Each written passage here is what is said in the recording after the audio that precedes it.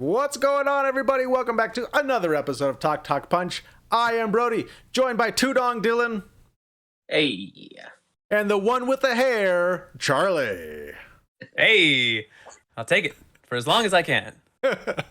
Thank you so much for joining us. We here at Talk Talk Punch are building a wonderful little community, and we love interacting with you all. So please remember to be kind in the comments, as we're all just having some fun around here. And while you're here, whether you're watching us on YouTube or listening in on the audio version of the podcast, make sure you go ahead and smash that subscribe button, hit that thumbs up, then come back here every Wednesday to hang out and see what we're talking about. Kind of like this week's topic.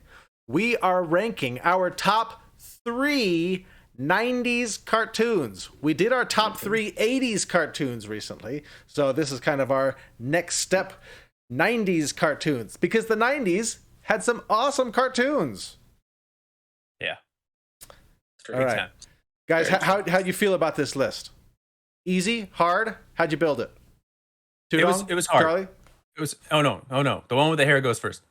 It was hard. It was really hard to pare down. I'm telling you, this was a weird decade because it kind of spans through like all these really big life changes and like adolescence. You know, it's like going from single digits to double digits into high school and out of high school, and so it has all these kind of like weird life stages. So like depending on which like life stage we're highlighting, certain cartoons might stand out a little bit more. And can I just say that in a way that movies don't for us, if you've watched our episode on movies we watched too young, cartoons probably represent a better glimpse into like those eras of our childhood than the movies do, because we were watching inappropriate movies at this age. It was also interesting thinking back to just the animation span of what animation looked like through the 90s.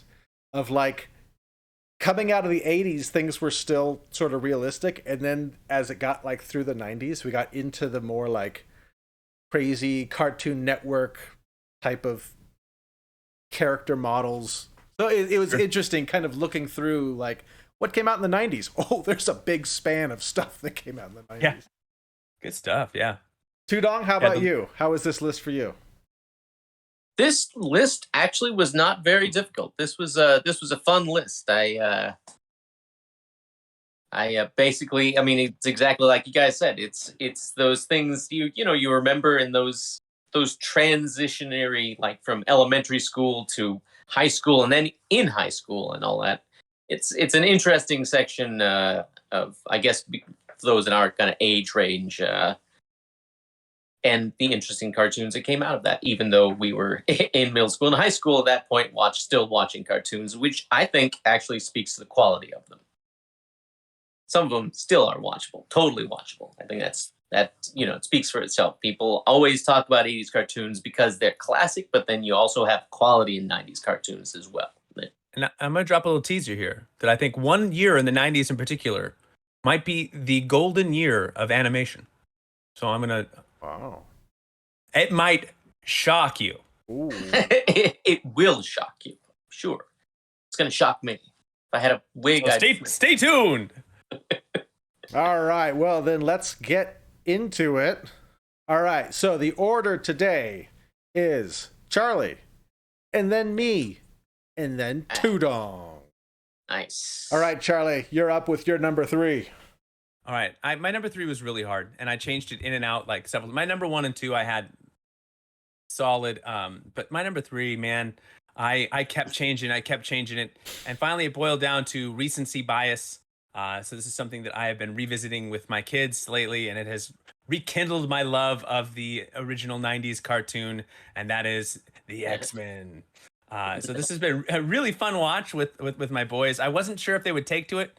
Just pop it on and kind of we'll see how they like it, and they got hooked. And this has that nice kind of like it was really ahead of its time, the way that it kind of like makes you want to click that next episode, like leaves you on those cliffhangers and kind of I gotta see how the story unravels. And this wasn't done at the time. Actually, if you're ever curious about this, it's kind of a fun read just to kind of see how hard it was to even get the show made, and how sure everyone was that it was going to fail. And what a great cartoon it ended up being. So good. Although they had to take some cost-cutting measures, and sometimes that does show up in the consistency of the animation and other things. It is a fantastic show, and definitely worth your time. Disney Plus. Check Disney it out. Plus. If you missed it, or you just want a little nostalgia burst, pop on the X-Men. And it's coming back. It's coming back. It's either this year or next year. They're doing the X-Men 97 where they're just gonna pick up where it left off. I'm so excited for that. It's gonna be awesome. It's gonna be awesome. This is a great pick. Yeah, a lot of the same voice actors returning. It's gonna be good. This might be on my list. Ooh. All right. So for me, that's all right. My number 3, I was between a couple, but ultimately, I wound up with Gargoyles. Charlie called it. Charlie called it in our pre-production. We were talking about how many crossovers we might have, and I was like, I don't know if anybody's going to have this one. And Charlie's like, I know what your number 3 is. And I said, no, you don't. He said, you love Gargoyles. And I said, you love Gargoyles. I said, the resignation in your voice, bro. We're gonna start recording. I was like, oh, bro, you're heartbroken, bro. Don't be so sad. It's okay. Oh, this is such a good show, though. This show was so cool, and this was like a drama, like a kid drama. It was like it had this overarching story. You had these characters that were building and developing as they went. They had this whole backstory. They had the bad guy Xanatos, which is such a cool 90s bad guy name, and he had a goatee and a ponytail, and there was nobody cooler than Xanatos when I watched this. Oh, this show is so good, and it is also on Disney Plus, though not making a comeback. But yeah. Yet. Not yet. I wouldn't be surprised if they did bring this back. Hey, Brody's leading the charge right here. You're going to inspire all these people now to watch it, and the numbers are going to shoot through the roof, and boom, before you know it, Gargoyles. Oh, I know. But 2023. Yeah, Gargoyles was great. I know it kind of went downhill. It didn't last for very long. I think it went 2 seasons, and then they kind of revamped it for like a 3rd season, and the 3rd season was but those first 2 seasons, man, it was so cool, and the designs were cool, and the music was cool, and the backstory was cool, and there's magic, and there's all this cool 90s stuff. So there is my number 3, Gargoyles. Did you guys watch Gargoyles? I watched some. I think I might have even watched some with you because you had the DVDs, and so actually Dylan, Brody, and I all met in the 90s. So this is kind of our origin decade as well. So we have watched many of these episodes with one another. It's true as well. So. But this one. All right, Tudong, your number 3. My number 3 is based on, I had mine 1 and 2, and fairly easily. But number 3, I was thinking about, and since you two have cheated several times as I've rewatched earlier episodes, I've kind of cheated because I wanted to never. I wanted to do something in honor of my wife and one of the TV shows that kind of gave us an odd way of communicating through references, because before she wouldn't ever really do that. And that is, even though it was started in 1999, it is Family Guy. I was going to put The Simpsons due to cultural, significance. And yes, I am talking with my hands, by the way. Cultural significance, I was going to put The Simpsons. But then I thought, you know what? I like the fact that this kind of helped build a cultural references, like inside jokes and all that kind of stuff with the wife. I introduced her to a couple of shows. I showed her like Cheers and Frasier, and then she shows me Family Guy. And the funniest thing is she's such a classy lady. And I was like, kidding me? But I love this show. I realize I'm cheating, but in honor of my wife, I am choosing Family Guy for my number 3, 1999 90s cartoon. Why is this cheating? Because it was started literally in 1999. That it's is still horribly 90s. cheating. This is why you guys are always cheating. You believe that? You're not supposed to agree with it. Oh no, it's cheating. You see, bro? You see? This is not a 90s cartoon, but I don't know. I never got into Family Guy. I never watched it. It's really funny. I didn't think I'd like it, but I kept watching it, and it's really funny. I gotta say, it's fantastic. I love the character of Brian, and I love Stewie, and my mother often had said, as soon as I was born, I spoke so early that I come out with, well, hello, mother. And so, Yeah, he was an angry baby. And Brian always, I got to admit, Brian reminds me of you, Charlie, because I cannot stand it when anything bad happens to Brian. I always skip that episode where, there was a car involved and all that. And yeah. Brian cannot do any wrong. It's nice to know that if I were hit by a car and died, that you would be sad. Horribly sad. Sad enough to go back in time, That's the sir. nicest thing Dylan's ever said. All right. Well, there you go. All right, my number 2? Number 2. Okay, now this could easily be my number 1. If we're doing just best quality, it would probably just be number 1 on an island. But this, it was a short run, and by design, and what a beautiful, perfect run it was. My number 2 is the anime Cowboy Bebop, and it is just magic. And look, some of you may have seen the Netflix TV show or watched an episode or 2 of that and thought, okay, well, yeah, that's all right. It's all right. It's not for me. If you've not watched the original anime, you gotta do yourself a favor. Go back and watch it. And before you do, answer these questions for yourself on like a little checklist. Am I A, a fan of things that are awesome? B, do I have good taste? No. And if you're unsure to either of those, watch the show and it will answer it for you, because if you love it, then yes, you are a person who likes things that are amazing. And B, you have excellent taste. There's also a movie. Movie's fine. Watch the show. It's a short run. It's the 27 episodes. It is the look. Joss Whedon's never come out and said it, but we all know he ripped off Cowboy Bebop to make Firefly. So if you like Firefly, if you like space cowboy stuff, this is the original Space Cowboy. One of the best, if not the best, theme song ever. Fantastic, just jazz in your face. The bass line is kicking. It is so good from top to bottom. What a fantastic show. Watch it. If you're going to compare it to Firefly, is Nathan Fillion in it? Oh, he is, yes. But you have to watch all the episodes to find him. Small cameo. There's only 27 episodes. Yep. Well, which sounds like a lot. Oh, 26. It sounds like 26, a lot. 26. It sounds like a lot. Sounds like a lot. No, they're short, bro. They're short. Are man. they? Oh, okay. It's like 20 some odd minutes, 24 minutes or whatever it was back in the 90s. Still sounds like a lot. That's like hours. Brody, just Hours. watch an episode or 2. Okay. And then you're gonna find, and then it'll be like one of those things where like, oh, I didn't even like that show, and then it's like 2 days later outside, and you've just been watching it on a loop. Oh, and your beard's like 4 times as long somehow. Oh gosh. Is it streaming anywhere? It is like streaming on Hulu. Hey. I believe it actually was on Netflix, paired with their live action show. I don't know if it's still on Netflix.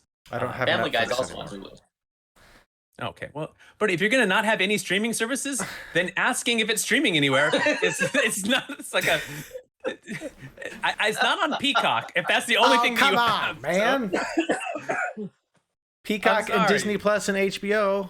Okay, well, it's not on any of those, but maybe it will be. I will lend you the DVD. Oh gosh, send them in the mail.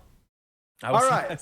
My number 2 is it's a little bit tough to put it at number 2, and it's actually a crossover with something that was already mentioned. It's X-Men. Oh, This show is so good. I too am revisiting this on Disney Plus, trying to prep for the X-Men 97. Is the writing always great? No, it can be a bit cheesy sometimes. The line reading is a little out there sometimes. Morph especially, it's like, all right. Is the animation always the best? No, not. But it's still such a cool show, and especially when this first came out and X-Men was as awesome as they were in the comics. Like, this show was so rad. I actually used to record this.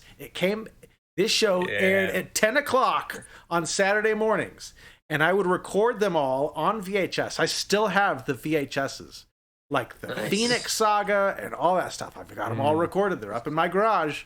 I don't know what to do with them. I actually have a VCR, but I'm not going to pull them out because they're on Disney Plus. But this show is awesome. I'm watching it with my kids. My kids are enjoying it.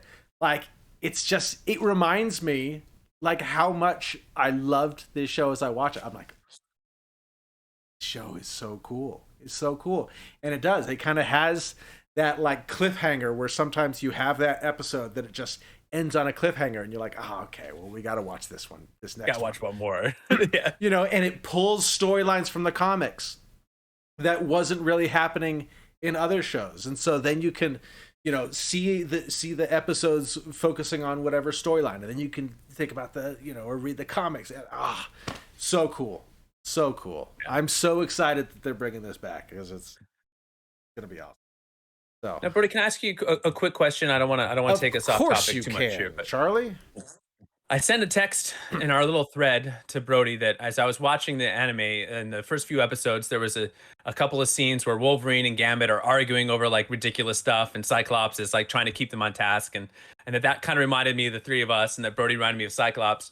To which he responded like with some deep-seated Cyclops hate of like, so what? I'm just like a jerk who doesn't know how to have fun and can't like do it, you know. That is not what I said at all. I can read verbatim what you said. Should we read it? Do I have Brody? Do I have your permission to read your text out loud on the? Yes, you do. On the air here. Okay. All right. It says, Charlie, you are a jerk. How dare you? No, wait. Sorry. That's the other. That was from Dylan. That was a different text, right? Am I Cyclops because I'm the risk-adverse jerk who likes to make plans and doesn't deviate from those plans? And he wrote it in that exact tone of voice with that attitude. With the head tilt thing? With a head tilt. Oh, I'm the jerk. That's with that voice and attitude. I didn't mean to like, you know, like cause I didn't realize you have deep-seated Cyclops issues, man. In that voice, and that you were there when he wrote the text. I can tell. I can always tell when Brody's mad at me. He just had to text you. No, Cyclops is a jerk, and I am risk averse. And when you guys try to change up the format of the show, I get all defensive. What? You guys. How dare you, sir? And you guys go off on tangents. Now. You guys go off on tangents, and I gotta reel you back in. Well, that's true. Nobody's arguing with that. Cyclops did leave Beast and Morph. He left Morph to die and Beast to get captured because he didn't want to deviate from the plan. Now, Morph was dead. His Jean Grey, like the psychic of psychics, was like, "There's no reading. He's gone," and he was dead. And then they brought him back because he was popular with the fans. So you can read about that in the IMDb trivia section of X-Men, and you can laugh like Morph while you read it. I believe it was Professor X who said, "Morph, I don't feel anything." I don't feel anymore. Yeah, that's true. Yeah, that was a good line read right there. Anything. You should be the new Professor X. I should be the new Professor X. Yeah. And he should have a big beard. All right, we are getting way off topic. Tudong, you're number 2. My number 2, I'm sure, is going to cross over with one of your guys'. And I only put it at number 2 because the other one kind of started even a bit earlier and had either way. My number 2 is Batman the Animated Series, which number 2. Yes, number 2. Wait, I knew yours was going to be number 1. No, Tudong, not number 2. I disagree with this pick. How so exactly? Because this should be your number 1. I disagree. This is not okay. This is not okay. Am I in trouble? You're in trouble. Am I going to talk punch jail now? I'm gonna. He's like, I'm cutting your feed. We're gonna. Number 2. Not heard. You call yourself a Batman fan. Go on. I do call myself a Batman fan. I absolutely do. All right, let's hear it. And I still do. This is an excellent show. I don't know. No, I can't exactly say anything good. Touche. I'm going to do a better job with it. You're number 1 either way. So yes, number 2 is Batman the Animated Series. You can find my explanation under Brody's number 1.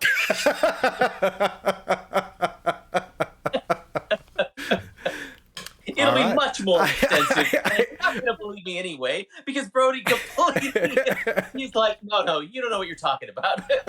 Now explain why you like this. All right.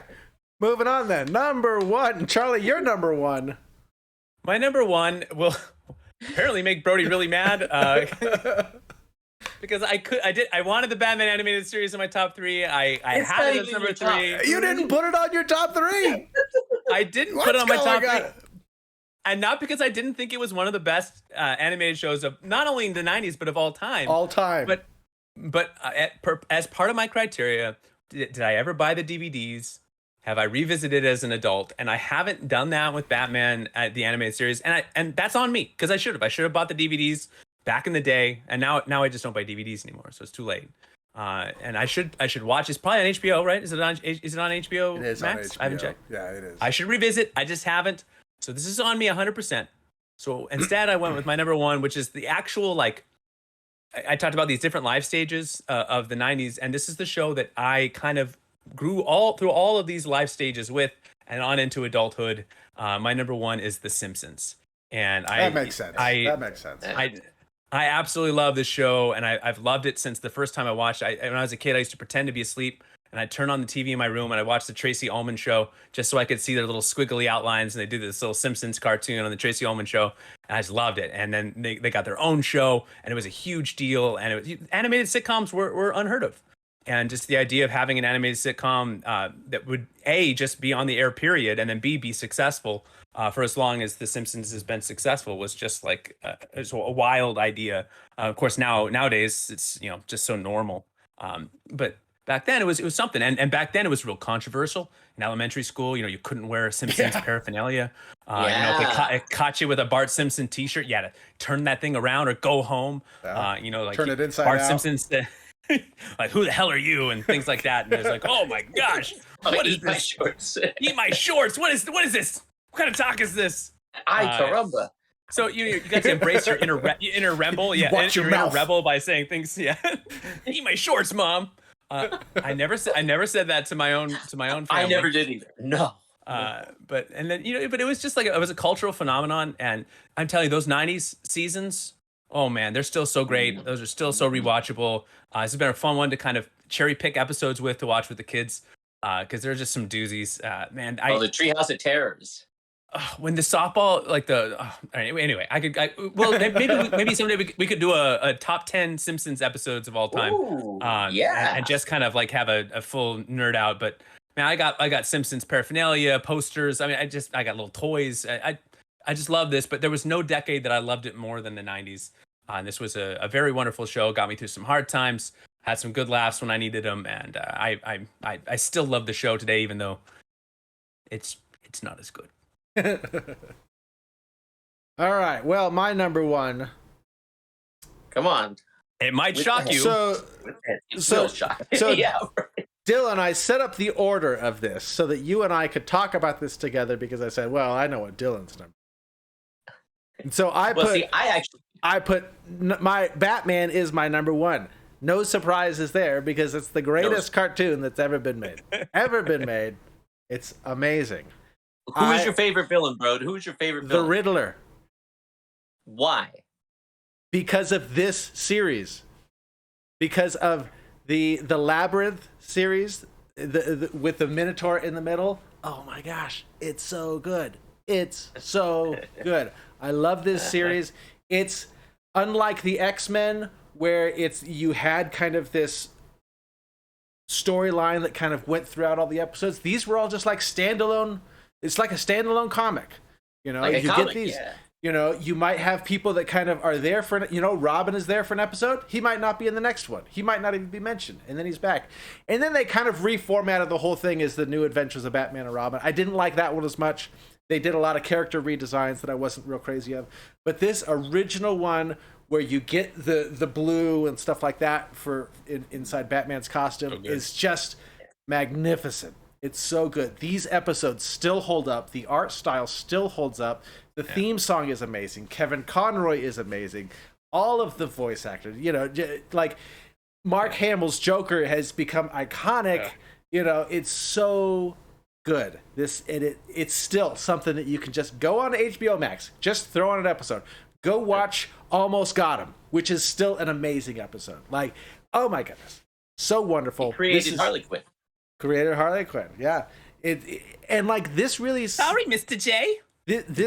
This did a lot for the comics as well, and so it's just amazing, All right. This I is should have my had it on my best. list.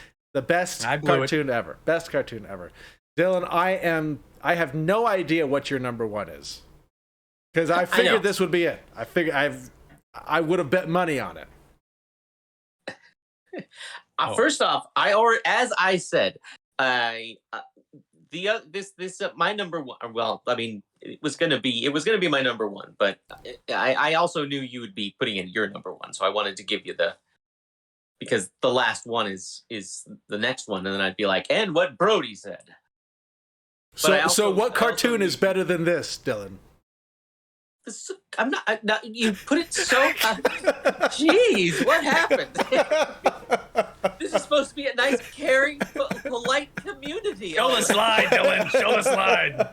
I was giving you the whole way of talking about Batman. Bro, sorry. Just end the show. Just end the show. Don't even let him have it. I'm just giving you a hard time, Tudong. Although I did think this would be your number one, but that's true. I figured as much, so I had to wild card it. Okay. All right. Well, what's your number one? My number one is actually, it premiered in America in '96, so technically it's still a 90s cartoon. It is, in fact, an anime like Charlie's, only I think it's a bit older, and that is Dragon Ball Z. I was that watching makes this, sense. right? It does. Like one of my best friends from third grade in middle school, which was the 90s, like 1990s. It was Charlie, of course, was showing me this from Japan, and it was in Japanese, and he was translating it to me so that I could know like kind of what was saying, because I don't speak Japanese, and it didn't have subtitles or anything. They weren't even made for subtitles. But if you'll also remember, I alluded to this in the last episode, the 80s episode, the 80s top 3 80s cartoons, with the shirt that I was wearing that had a Dragon Ball Z patch on it and a Capsule Corps and all that. And whenever I wear that shirt out, people are like, "So, Dragon Ball Z, huh?" And I was like, "Oh, you got that?" Yeah, I didn't think people would, and especially if I've been subbing, because now it's in English, and so the kids, that's some of their introductions into anime, and so they'll even be like, "Where did you get your Dragon Ball Z shirt?" And, so it's one of those things that, back all the way back, like probably from 1990. So it's been a long while when I was watching that. It's just one of those things that I keep returning to because it's really cool. I'll admit, although people always ask my favorite character, which is Vegeta. Love the guy. He's not the tallest of the group, but he is easily the angriest. Or he's much more subtle. I can't, So he's relatable.